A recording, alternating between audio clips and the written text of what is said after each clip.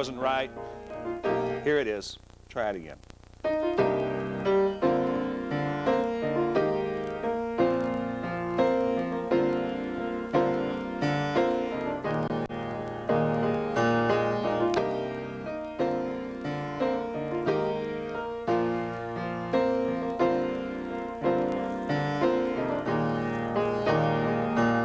I met him one night in the lobby, like that.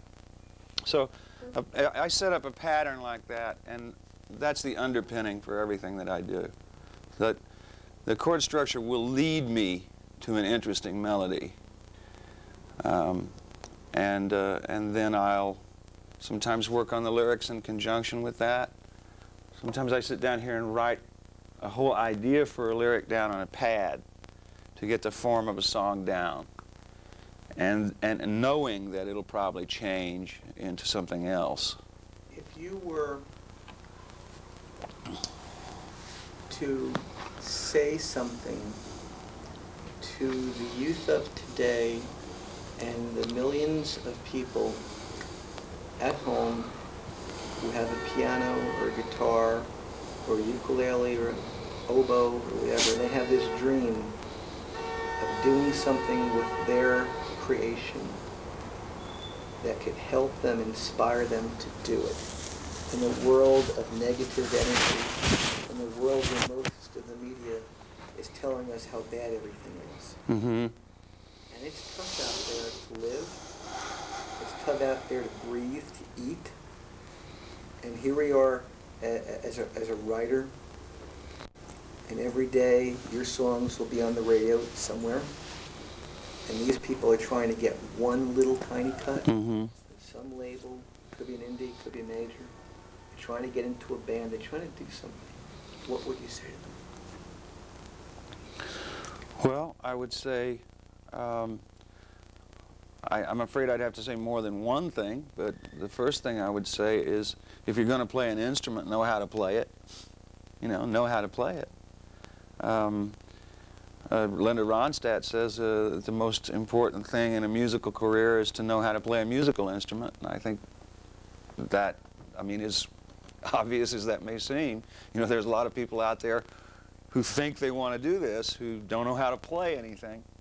So you need to, practice and take lessons and do some of the basic things that really need to be done.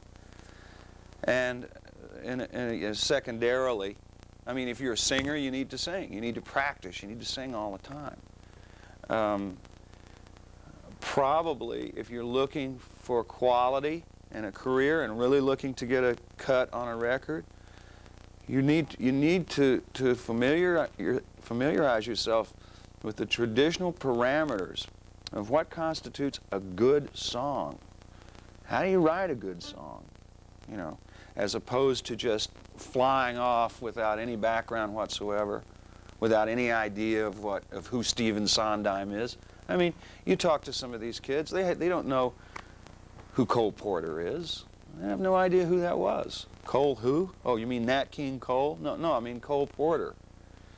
The most important thing I could offer those people would be, please be aware of what people have done. Please be aware of who Harry Warren was, and Sylvia Fine, and Stephen Foster, for that matter. Please be aware of what other people have done, because I don't think you can do anything of value, of real value, without knowing what's been done before, and knowing what created the success of a Burt Bacharach. It didn't just happen. It happened because he studied hard and was a true musician and arranger, and he used the things that he had learned studying classical music and adapted them to the pop milieu and created a new kind of pop music. But it all came from background. It didn't just come out of thin air. And I think that, with all due respect to your contention that yes, it is hard out there, and it's hard to eat, and it's hard to breathe, and yes, we live in a cyberpunk universe, unfortunately, I know that people think that things are getting worse and that they're likely to continue to get worse. I think that the only antidote for this kind of, I don't know, this kind of artistic malaise, which is what I see, which is just kind of a lack of quality, is to go back. Get back to where you once belonged. You know, get back to understanding what music was about in the first place.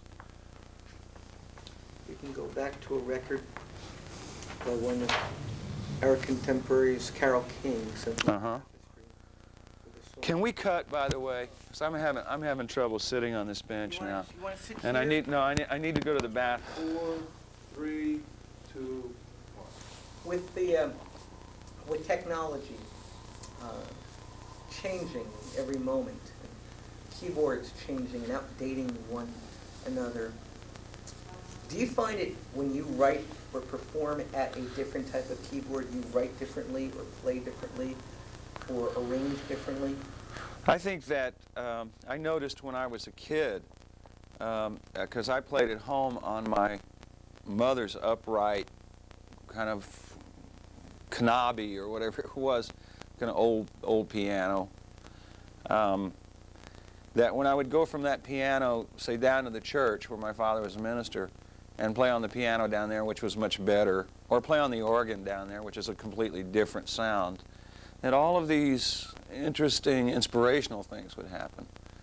And all of a sudden I can't explain it except to say that it punches all kinds of inspirational buttons to get on another instrument that makes a different sound. Like I was talking to you earlier about that Fender Rhodes, that 74. You get on, for instance, you sit down and play that and put a nice chorus on it, and it points you in a certain direction somehow. All of a sudden you're writing a beautiful ballad. The instrument is kind of dictating the direction that you're going to go.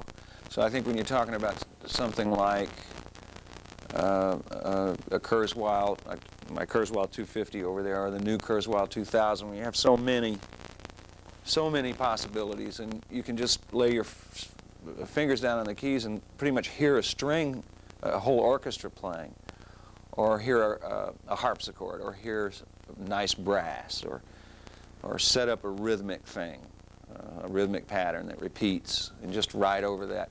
And anything like that stimulates, the creative juices, really, in some way that I really can't explain. It's any time that there's a departure from the familiar, when you put your fingers down and you hear another sound instead of the one that you always hear. Something really kind of fantastic happens in the pituitary gland or something. But something really fantastic happens, and we actually record up here, believe it or not. And I think that's the most valuable thing about these new instruments, really, is not so much the use that you can make of them in the studio, because I prefer real strings. I prefer real drummers, real guitarists, real sax players, and I just like real instruments. But for the writer, these new synthesizers are a godsend, because you punch a button and all of a sudden you're in a symphonic setting. And you can just sit there and punch up different sounds, and it'll lead you towards songs that maybe you would have never written because you didn't have that sound at your disposal.